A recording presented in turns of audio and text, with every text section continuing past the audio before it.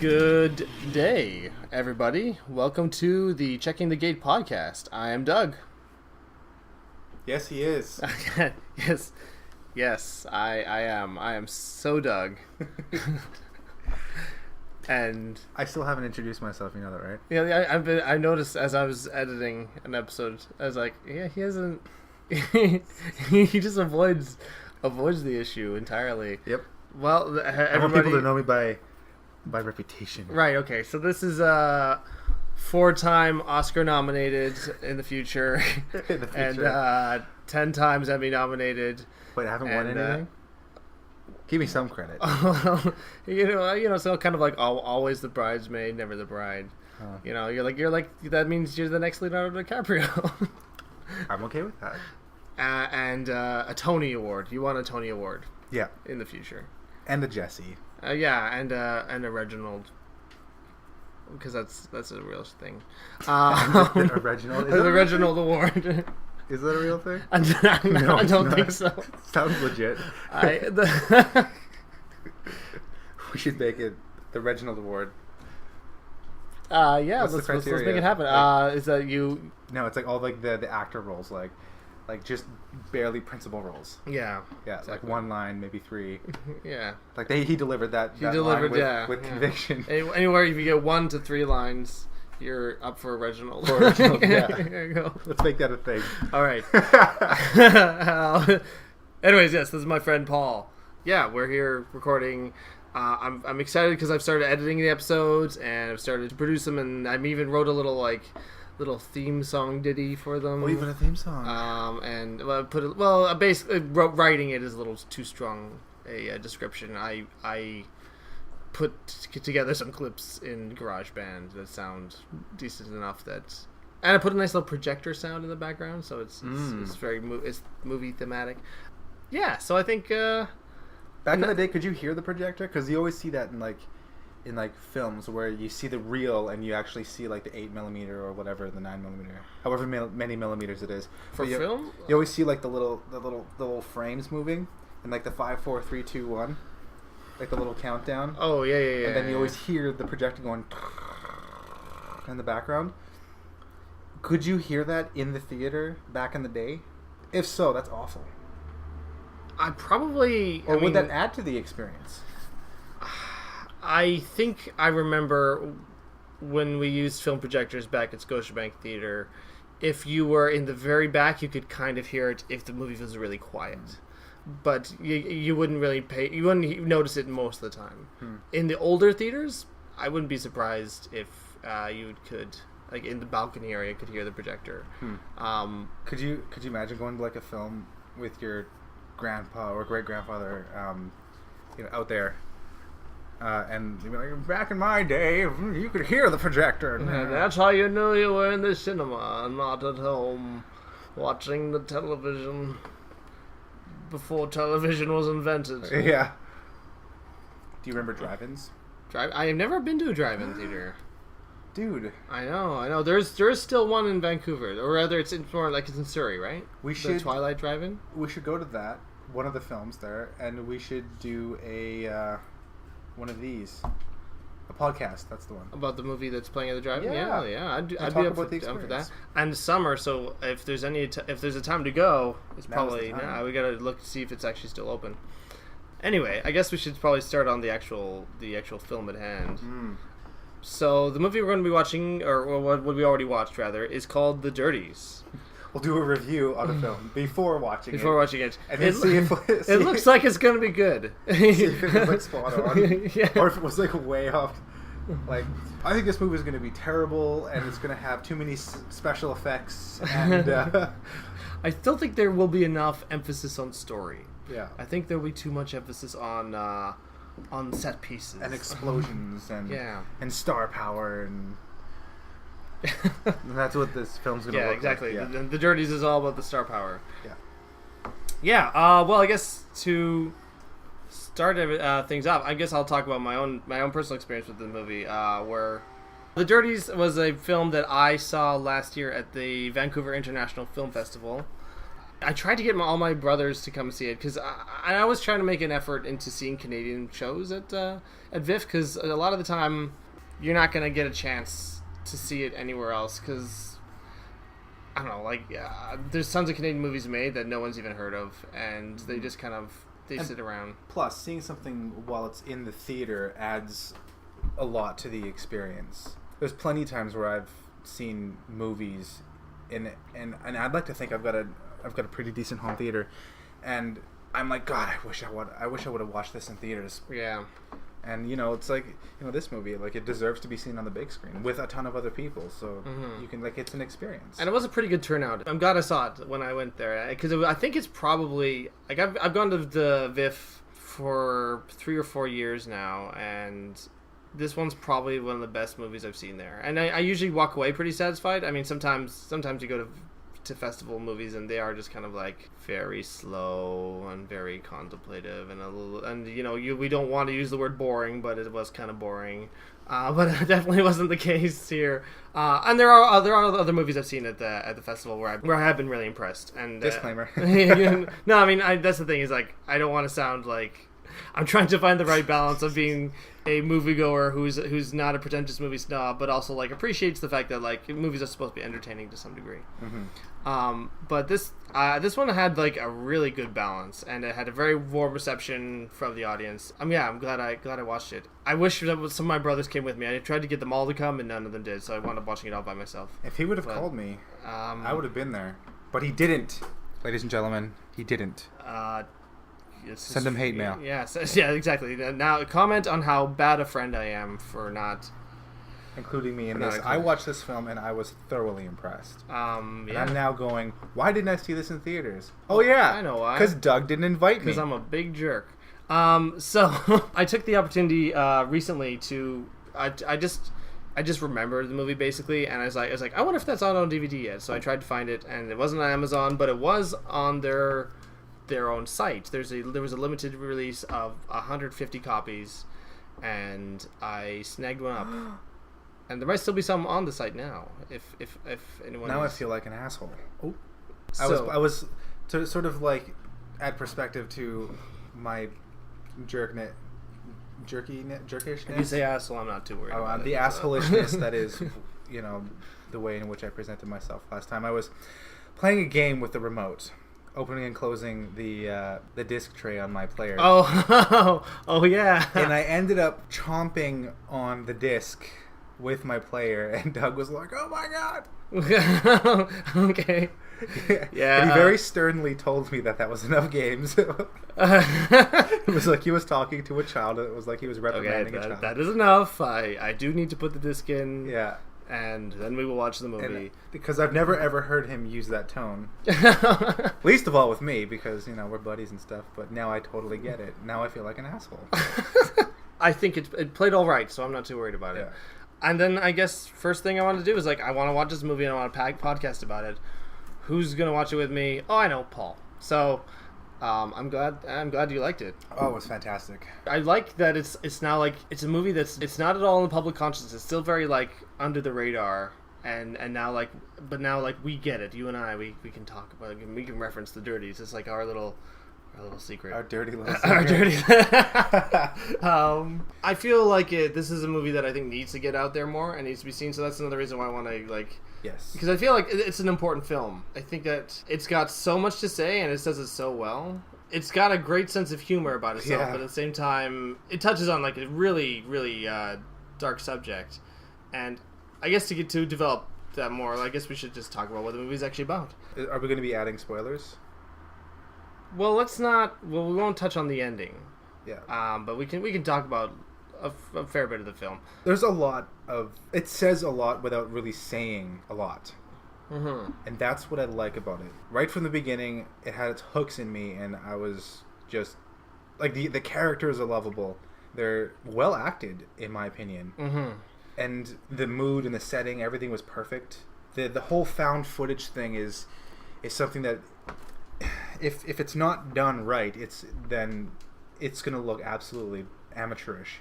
and true. this seemed legitimate. Obviously, there's some elements that leave you asking, like, well, why is the camera person just... How could that possibly be watching in this particular situation? But they do a good job of explaining that, so it's not really like a thought that's constantly at the back of your mind, and it doesn't really take you out of the experience. I guess to clarify, what it is that there's two friends. There's Matt and Owen. I guess we should have explained that first. yeah. But they connect. So there's two friends, Matt and Owen, and they are in high school, and they are... It's a terrible time for young teenagers. They love movies, and you can tell that they're super enthusiastic because they're making a film project of their own. It's really funny. They're calling the Dirties, and basically it's a revenge pick about the Dirties they're bullies essentially. So these two guys are picked on excessively in school because they're different. Yeah, which is like obvious. Yeah, that it's obvious. Like, you're different, you're gonna get picked on. But these guys are, like, fully different. Like, if you think about how they interact and how they see the world is completely different than everybody else. The one kid, Owen, is it? The one who the film centers around. Matt is the sort of red-haired one. It's been a couple weeks. He's more serious about filmmaking. Yeah. And Owen's his friend who ends up having the relationship with the girl. Okay. Yeah, so Matt, then, he looks at the world in a completely different way. Like, his perspective is what causes people, and it's not his fault, but you can see that people call him a freak and everything, and everyone says that, you should just be yourself and everything like that, and that you should be proud of who you are, and he's proud of who he is, and he's definitely he is being himself to the fullest. He is, and 100%, and that's a very admirable quality, especially for someone who constantly gets picked on. But it's sort of like he stands out in the crowd. I can't really remember the point I was going to make, but yeah, the reason why they get picked on, is because they stand out. Like, they're so different. They're creative minds, and they have that people can appreciate at that age. Yeah, exactly. But there's also this level, especially with Matt, of detachment from reality. He's really involved in this sort of cinematic world. So basically, in the film, they make the Dirties, and it's very poorly received by their peers because their peers just don't get it, and also they just want to pick on them. Additionally, they had to edit it down for content. This is true. Yes. Like, it originally was really, really funny. But for content reasons, they had to remove some things, and basically, it wasn't the same film. Like, I believe it would have been received very differently had it had been the original idea. Possibly. But anyways, then after that happens, they want to make a second Dirty film where, basically Matt pitches that they actually kill the bullies and film that, and Owen is pretty sure that he's joking. But as this movie progresses, you become less sure that he's joking. And I guess I'll leave plot descriptions at that because I don't want to spoil too much. Well, let's talk about what elements in the film, not the plot, but what elements and how they filmed it did we really, really like. Well, yeah, as you were saying, there's that found footage aspect of it. And yeah, the found footage genre, I guess for anyone who isn't sure, is basically like the Blair Witch Project, where it's like you find Cloverfield, which is my favorite. Yeah, well, yeah, I think Cloverfield is definitely a prime example of that. So good. Where just it's basically from the point of view where the cameraman is a character, and you're witnessing these events from that one point of view. In this case, they have a friend who, as far as I know, is unnamed, who is their cameraman. Yeah. And kind of like a journalist with a journalist mentality where they have to film everything. No matter what happens, they're just always filming. They occasionally talk to him, but not often. Yeah. So that instantly sort of adds a dynamic that's it's almost unsaid about this third friend. Even though like it really is about Matt and Owen's friendship, there is still this like third friend who, or at this point, it's almost like, is he a friend or is he just this objective third party? I don't know. That like the whole third party perspective thing is something that we discovered after watching the film adds a lot of truth to the message that they're trying to deliver in this film. Can I talk about it? Yeah. Or is that like too spoilery? Well, we can talk about it, I think. Okay. Yeah. One of the things that we picked up on was the film is about bullying and a lot of, and as a victim of bullying growing up, you'd never know it now, because I'm 6'2". And yeah, and you carry yourself well, and you're very confident now. Yeah. I actually had to find myself, and it wasn't until after high school that I did, because of the intense bullying and all the stuff that happened. But there's always, from my perspective, people who saw this going on and they didn't do anything. Mm-hmm. And there was, all it would have taken was, I stood up for myself in high school actually, and the bullying ended there. But I couldn't escape this person that I had to create in order to escape the bullying. That's where, after leaving high school, I found myself. But the third person, the third party, the camera, is like that silent person who just stands around and watches. Mm-hmm. And you get that perspective of, I'm not sure if it was really their intention or not, like we had discussed this earlier, but what am I trying to say here, Doug? You're very articulate. Okay, well, I guess sort of what I see it as is the person who's watching the movie is sort of thinking to themselves, why isn't their friend behind the camera helping out? Mm-hmm. And then it sort of like also begs the question, well, why isn't anyone helping out? Yeah. And then it sort of begs the question, is like, if I were in that situation, would I help out? Mm-hmm. I don't know. I guess that's sort of what I see.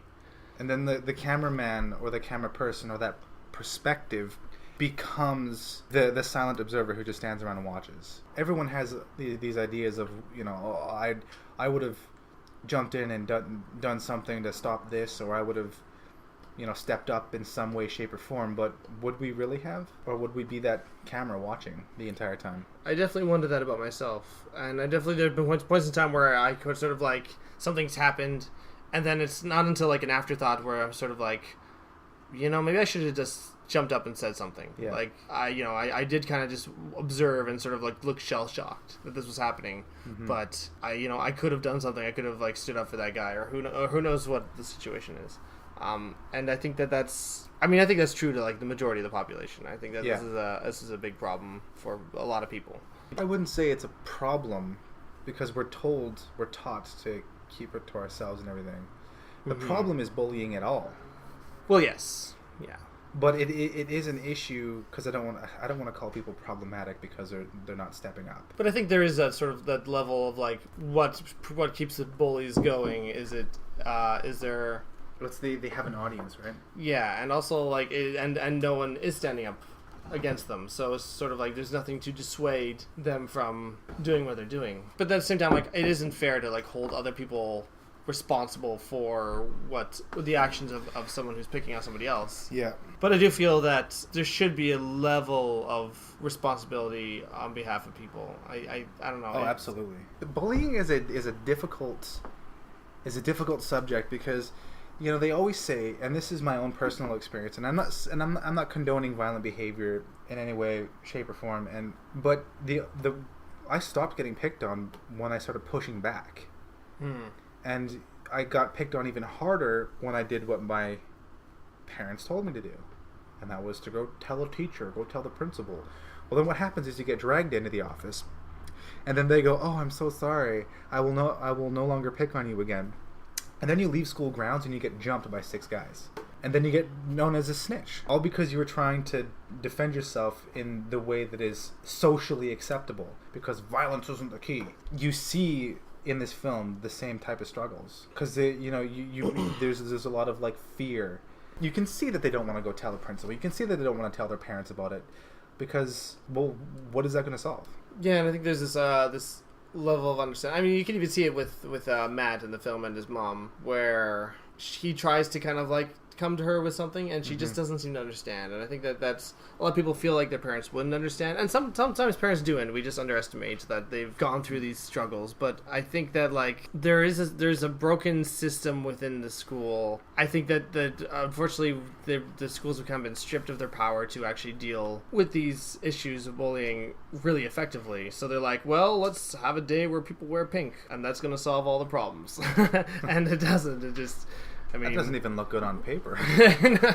But yet it's in practice right now. Like, it's just like, wear pink day, raising bully awareness. And then like, well, what about every other day of the year? Yeah. Where like, and what happens if a bully wears pink on pink day? Yeah. It's like, I have actually spoken to bullies post high school and junior mm-hmm. high. for the most part, they're grown up.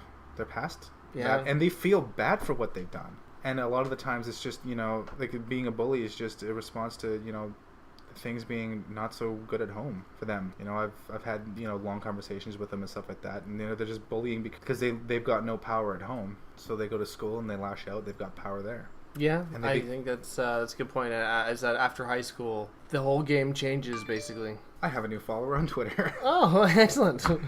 They're like, I hear that guy's coming out in a new podcast. I'm gonna follow him. Actually, I think I've had 4 new followers on Twitter in just the last evening, and I think it's because you were like, hey, thanks to Paul for this podcast. I think they're buddies with you or something. Oh, mate, quite possibly. I don't know. Let's go back to the film.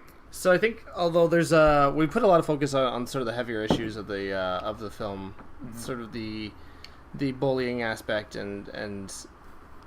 but I think that we can. Right? It gets you thinking about that kind of stuff. It does, but I think also it's really definitely worth saying that this is a very funny movie. Oh my god! And it's structured in a very unusual way, where it's almost like really meta, in that it's like you're watching the movie that they're making. Maybe it's you kind of see you see them editing the footage as you're watching the film at times, and you see the reactions to the stuff that they've created. Yeah, like in the scene where they're filming the first Dirties. And he's reproducing the scene from John Malkovich, where there's a woman singing Malkovich, Malkovich, and he's dressed up in drag and doing it, and then he turns around and goes this could really backfire on us if they don't take it the right way. It's just yeah. I love watching their process. It's really, really funny. Mm-hmm. It's good for filmmakers to see that. I 100% believe that this is essential viewing for young aspiring filmmakers, or older aspiring filmmakers, people who basically have a very small budget to work with, because it's very obvious this is a low budget film, but they really low budget, but they made it work so well. And I think a lot of that comes from the fact that they do have a good sense of humor. Yeah. And they kind of knew how to use that small budget to their advantage through this very strange, unique storytelling process. Yeah. And just with good writing, too. Mm-hmm. And also, I don't know, how much of it is improvised and how much of it is... Me either. ...is written. The line is really blurred. Yeah. And there's a lot of... Especially, like this scene where he's standing on the table and he's making the sound effects of the old man with the change jar. Oh, yeah. or people walking down the streets, and he's doing ADR or whatever, the Foley stuff, right? Yeah. Yeah. You see them discovering well, is this gonna work?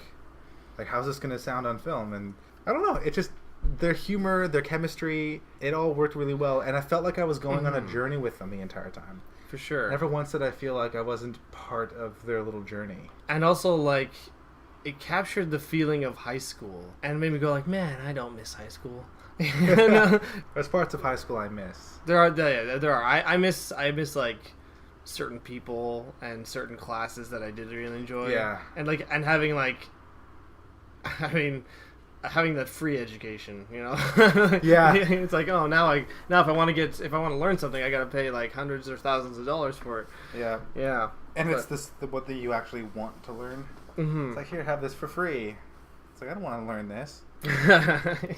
These two characters, they work really well together. They almost have this sort of super bad quality of a characterization,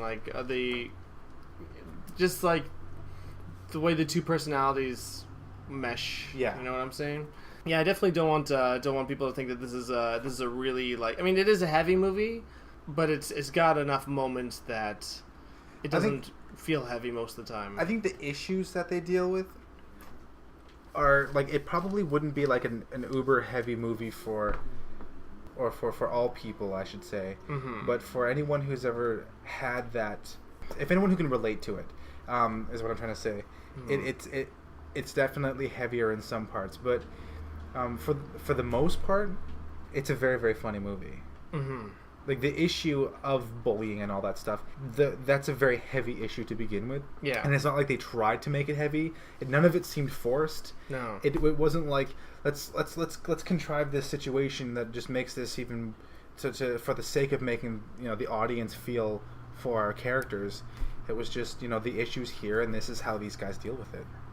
Yeah. They didn't try too hard, and it was really it was refreshing. I feel like another thing is sort of like it shows that sometimes in order to deal with those issues, you need a creative outlet. And I think that's something that I really connected with, is that like these guys, they're finding their voice through their filmmaking and from watching movies and loving movies together. And various other pop culture mediums, because it seems like they're really into comic books and stuff too. Yeah. And I feel like that's kind of like where I found some of my strength in high school. Was I fully embraced like filmmaking and media and stuff like that. Particularly like my school had like this. We had a television production program, and we'd do like morning announcements and put together like commercials and stuff like that. Oh, that would have been sweet. And you know, some of the technology was pretty outdated, but I learned the fundamentals of like some of the filmmaking right there, and I think that's, and through that, like I sort of started to get a reputation through high school of like being like an entertainer of sorts, and as such, like I think people started to loosen up. And like I guess you a chance. They gave you a chance. Yeah, exactly. They felt like they got to know you through your work. So maybe that touches on what you were mentioning before, on like how they're, if they had the uncensored version of their Dirties film maybe they would have gotten more respect from their peers. Yeah, they would have seen a more complete picture of how they work as individuals and what sets them apart, and their uncensored version of the Dirties was hilarious. It was ambitious. You know, it took elements out of like a lot of like my favorite films. I think if given the chance, they could have been more widely accepted in the groups that were doing the picking on. And I think we started to see that come into fruition through the movie. And I feel like that's where Matt and Owen started to go their separate ways. That I find that Owen, as he started to like learn guitar. Well, I mean, he did it to try to impress a girl, but hey, you know, whatever works. Yeah. So like he was trying to learn guitar, as he was trying out these really like funny ways. Like there's this whole scheme where he to impress this girl, he bakes a cake, and then he runs out with it, and he's like, I just stole this from a home ec class, and then he sits down with the girl and her friends, and they start eating the cake. Like this was opening doorways for him, like that where he was starting to become more accepted. Well, there was also like the whole reason why she even looked at him beyond, hey, that's that weird guy in that film, was because of Matt. Because he put up this elaborate scheme that was really, really funny, very well thought out. I'm not gonna spoil it, but and then the next day, hey Matt, or no, hey Owen, and then all of a sudden, you know, things started to happen with this, you know, his high school sweetheart. And it makes me think that Matt was not beyond reaching that same level, because a lot of the things that worked, like the cake idea was also Matt's. Yeah. And they baked it. Exactly, they baked it. They put the time into baking this cake. So I feel like because Matt sort of like he embraced vengeance in a way. He's like I'm gonna get the Dirties back. Yeah. Because of that, like he went one direction, even though he could have easily gone with Owen into like being more accepted and understood by expressing himself and being funny and creative, and allowing them to see this part of him. He embraced the hate. That's an interesting aspect of the film, where you get to watch these two characters start off in one place, and they both have the potential to go one direction, but they go different directions because I mean, Owen wants to be accepted, and he wants to get with this girl, and he's working at it, and it's actually starting to pay off. Yeah. Whereas Matt is kind of going, well, you should like me for who I am, and if you're not going to, well then leave me be. And if you don't leave me be, well then I'm going to bite back. He's not willing to compromise his integrity to impress anyone, which is a very admirable quality. It is an admirable quality, but at the same time it's also it's a dangerous balance, because at the same time, like, it's for him to like very tough for him to like be who he is fully, it seems like he's pushing people. Or actually, the question is, I guess what was also called into question in the movie, and was never actually fully answered, is Matt being himself, or is he just switched on into like movie fan mode where he's basically just he's making a film or he's parroting other films, and he's like he's not actually being part of this reality. So it's sort of like, is he detaching himself from his miserable existence, and I say that in quotations, on purpose so he doesn't hurt? He's a very deep character. I really like him. Yeah, you know. And he's funny. You know, the more we talk about the characters, the more I'm discovering like they're really intricate. Mm-hmm. There's a lot. There's a lot going on in their relationships and their own like personal growth in the span of the movie. So that, yeah, you know, that's actually pretty impressive because it's not something that I think you catch on to immediately, like all the layers of what's going on. And all this without like millions of dollars of budget and... Exactly. Yeah. Yeah, you know, I'd be really curious to like know what their budget was. I'd like to sit down and talk to them. Yeah, totally. These two filmmakers. Yeah, I know there was a Q&A at the VIF screening I was at, but it was with the girl. She was there, the girl that Owen really was into. But she didn't have the same kind of like insight into the filmmaking processes as Matt Johnson would have. I wonder if it was their intention to make it like a found footage thing, or is that like an idea that sort of evolved over time? I get the feeling watching it that this is a movie that did evolve very much while they were making it, because I don't know, like it just seems like there's a lot of things that could happen that weren't planned. I mean, I learned in school that like movies are made 3 times. They're made in the script phase. Yeah. They're made in production because there's so many things that happen during production that could change from the script phase. And then they're made again in the editing room because sometimes you look at what you got from the actual production and you're like, this isn't working. How can I reshape this movie into something that does work? But I suspect that the Dirties, like just from looking at it and have my basic understanding of filmmaking, is that this is a movie that was made a lot in the editing room. Just because it's really great editing. Yeah, really, really clever. But then again, you know, I don't know for sure. I don't know what the process was for them. I guess my question now is what was your favorite part of the movie? Well, I have like a favorite series of parts, and then there's also not necessarily... the ending is probably like my favorite part of the film. The film was very well acted. Yeah, the dialogue didn't seem to what's the word when you're explaining too much in dialogue? Exposition. There wasn't a whole lot of exposition. You were on a journey with them, which is how a found footage film should be. Through the journey, really feel for the characters. So the whole thing is my favorite part, but or even like a favorite aspect of the film, I suppose. This is another way of putting it. Like so not necessarily specific scenes, but I'll tell you what I loved about what and why. Okay, sure. Okay, so I absolutely love the parts when they're filmmaking.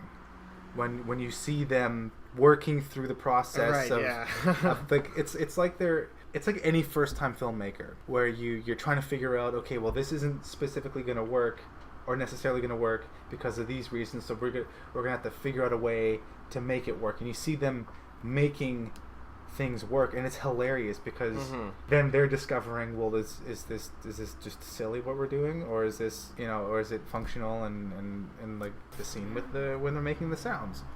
I really, really loved it. It was really, really funny because I see a lot of that in a lot of my filmmaking process and a lot of my buddies' filmmaking process, and just being on set and going, haha, that's hilarious, because they don't have a budget. Exactly. They're students in high school and they're making it work. And you can see the love they have for their craft, and it's wonderful. Yeah, that's fun to watch. It's like just and Matt has a very expressive face. So like when he's into it, you see how into it he is. Yeah. Like he's just beaming as he's being creative and like making sound effects in his kitchen. And it makes me wonder, you know, once again that question, how much of this was scripted, how much of it wasn't. And I almost don't want to know, but I also really, really want to know because it's hilarious. Then there's all the footage of them being picked on.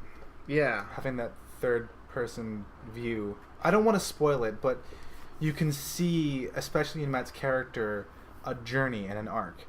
I'm not going to put into too much detail because it is something you have to discover while watching the film. It's really, really well done. And once again, not a lot of exposition. It was just happening.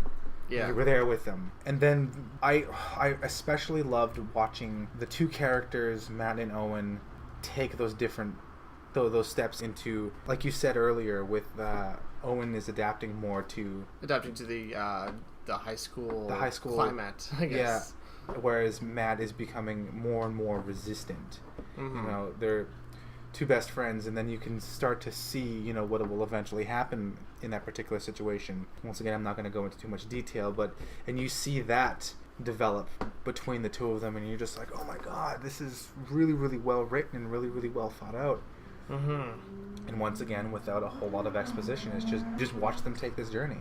Yeah, and I think that's one of my favorite parts about the film is that we get to know these characters really well, really fast. Yeah. And as such, like, we start to love them, and that's why when we do see the footage of them getting picked on, I think we really empathize strongly with them and really like feel legitimately sorry for them. And so like that's one of my favorite things is like is the characterization and their friendship and how it evolves and separates and becomes the complicated mess that it becomes. I feel that without that aspect of their friendship and who they are as people and individuals, I think the movie wouldn't work at all. Yeah. And so it's actually really impressive how quickly you get to know them. Yeah. Right from the get-go, there's just you can see you can immediately see their love for filmmaking, their collaborative genius, and also like there's a supportive nature behind them as well. Like with the first scene with them is them with a couple of kids who are making their little movie. Yeah. And they're just like they're totally swapping like stories. Like he's like, yeah, what's yours about? That's gonna be awesome, man. Yeah. So like you instantly sort of see like, hey, these guys like really they love it. Like they love film and they love, you know, each other and anyone else who's kind of in it, who anyone else who has that sort of like that same mindset as them, mm-hmm. the sort of same creative spirit, even if it's like these little kids that he just met in the park. And I don't even know if that was scripted. Yeah. First scene in the movie, and they must have had the best little actors, or it was just this cosmic coincidence that just happened. Yeah, who knows? Yeah, you know, that's, and I like that. I appreciate that we have no idea like how much of it is fact or fiction. Mm-hmm. You know, that's another cool layer to it. So now I kind of want to ask like, what is it that we didn't like about the movie? But I'm like kind of struggling to even think of something. Well, I can tell you one thing: it's too much exposition. Yes. Oh yeah. I mean, all is just like, oh, back in my childhood, my mom. Don't you hate it me when in you the get face 3 times?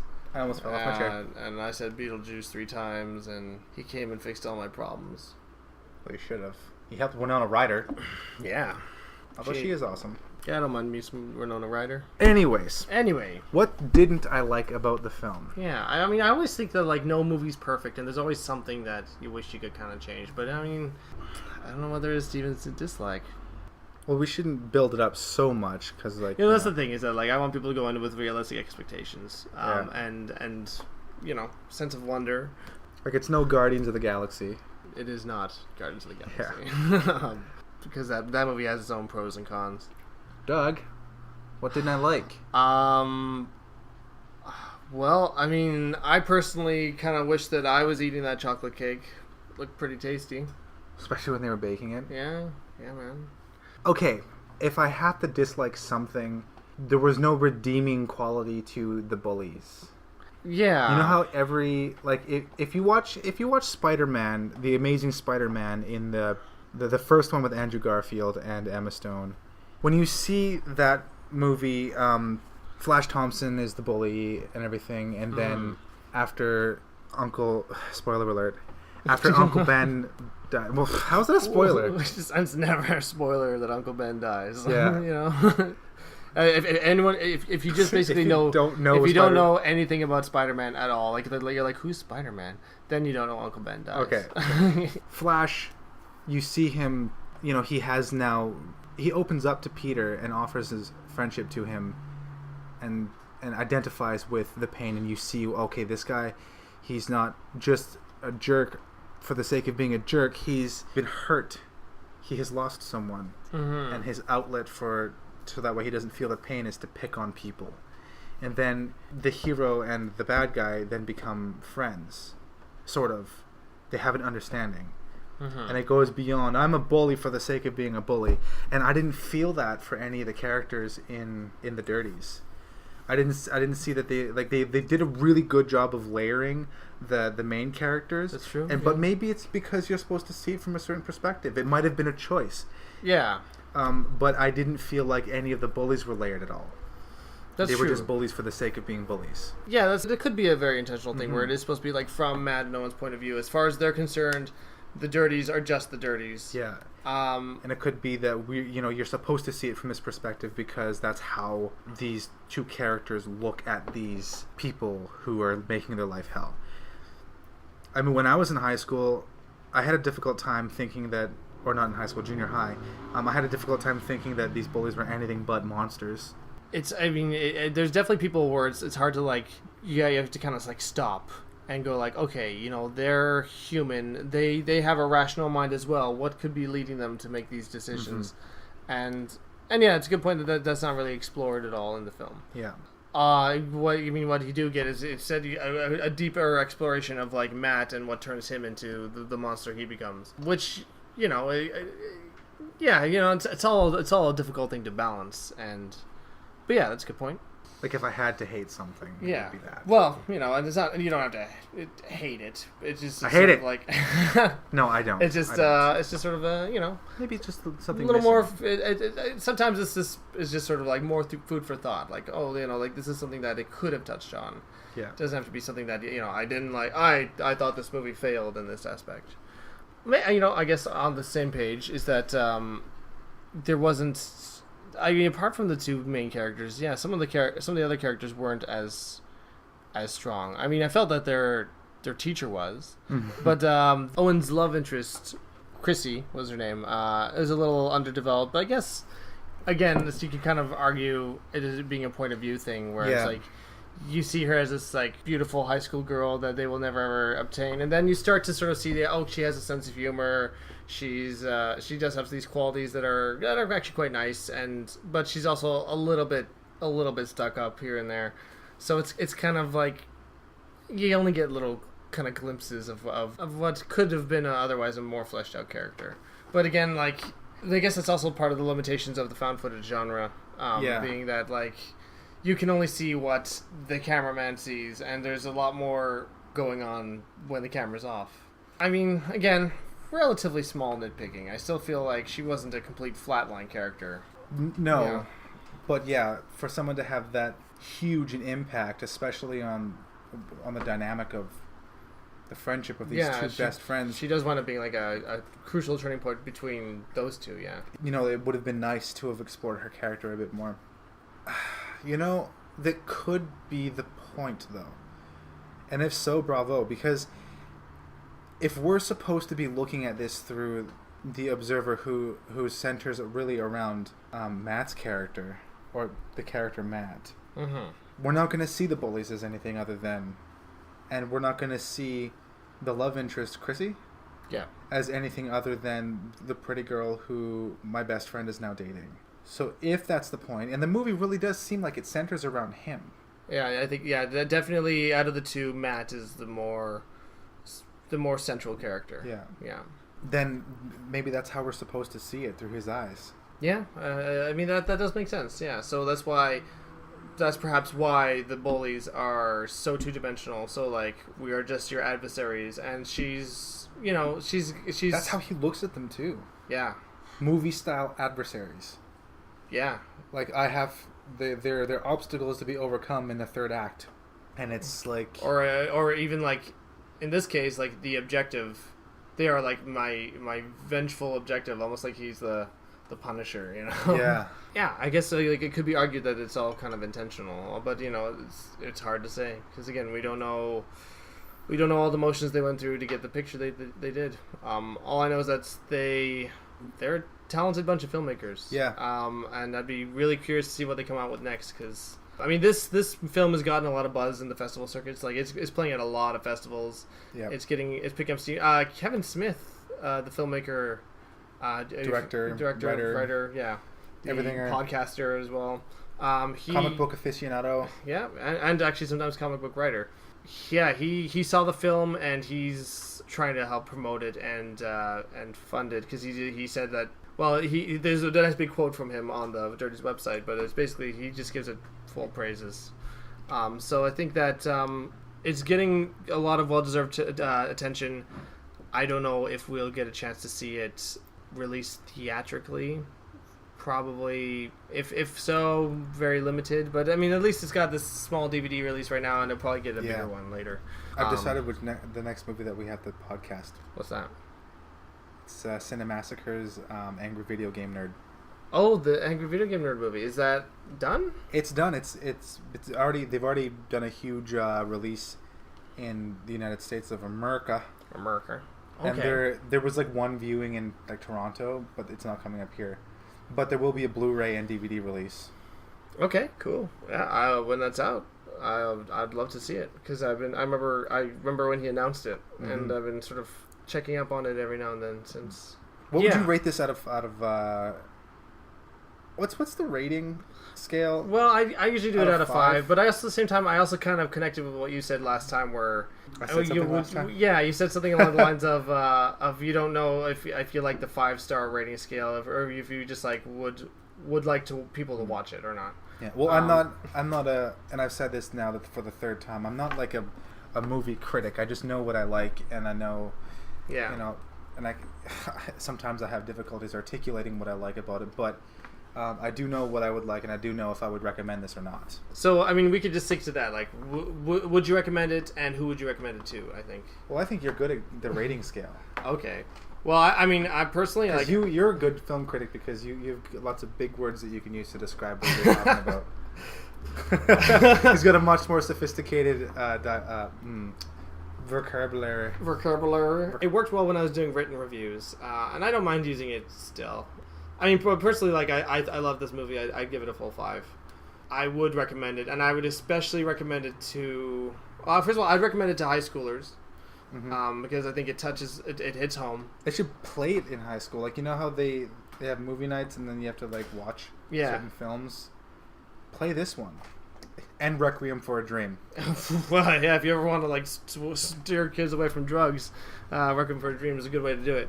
I will never watch it again. I also think that any blossoming filmmakers should watch it just to like get a good laugh, a good laugh and a good lesson in like, wow, these guys made a great film with no money, or at least minimal money. I wonder if through the process of making the film they were echoing their experiences through these guys making a film.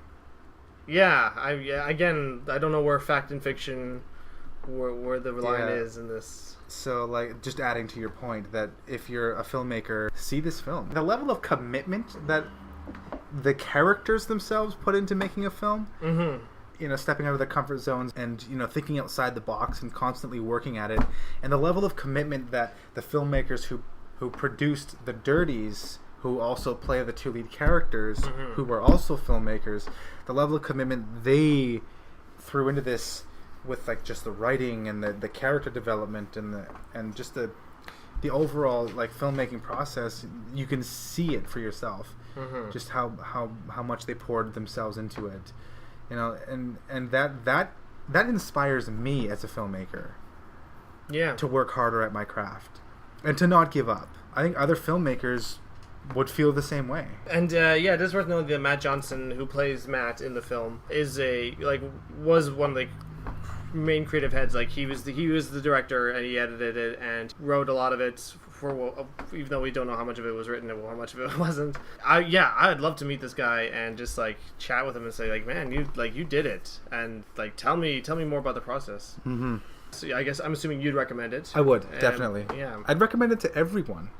Yeah, it's not one of those films that I would, it's not for this particular demographic. No, everyone see it. Well, it's not for kids, I'd say. Not for elementary school kids, I think, just because it is a little more crude. I guess it depends on like how.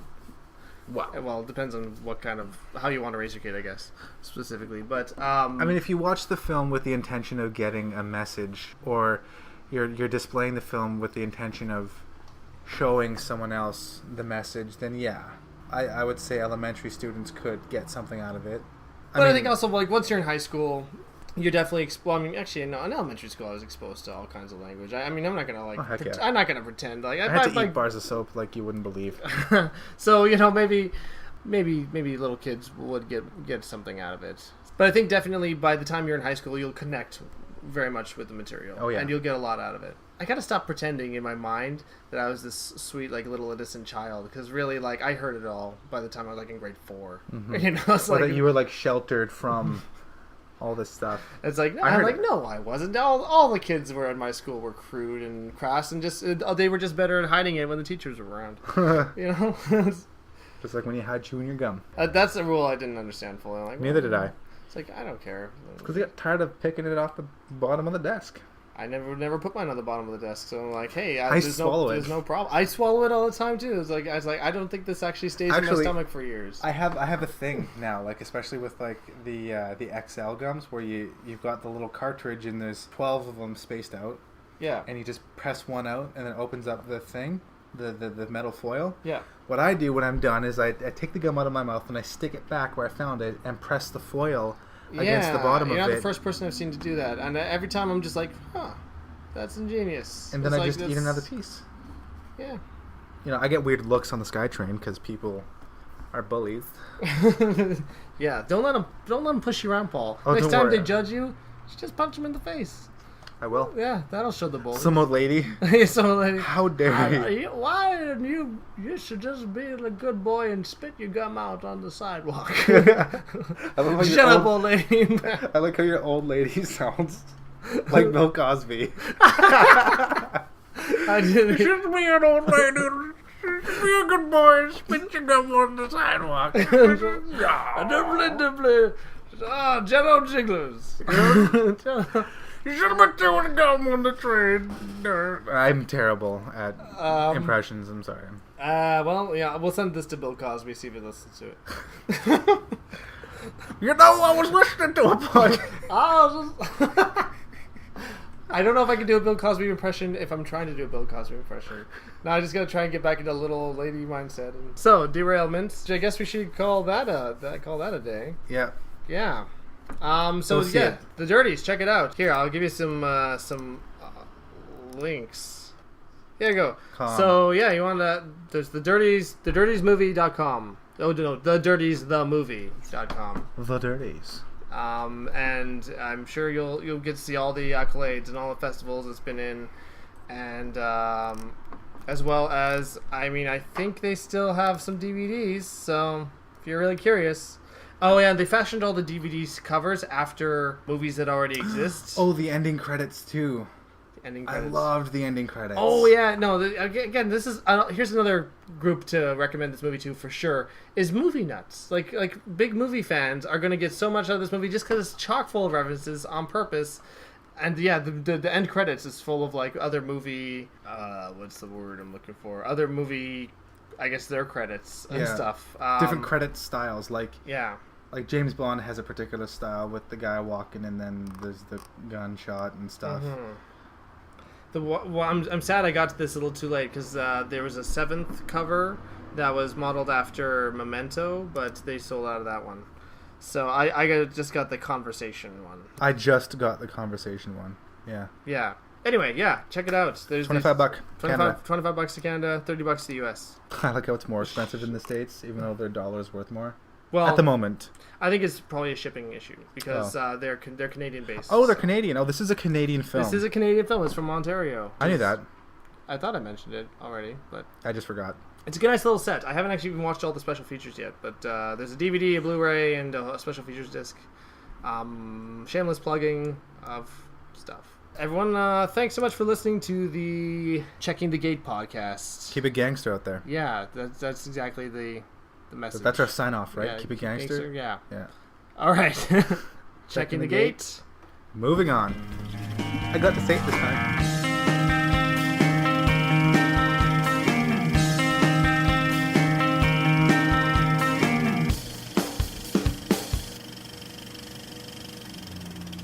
Hey, help support independent Canadian cinema like The Dirties. You can go to thedirtiesmovie.com and check out their website.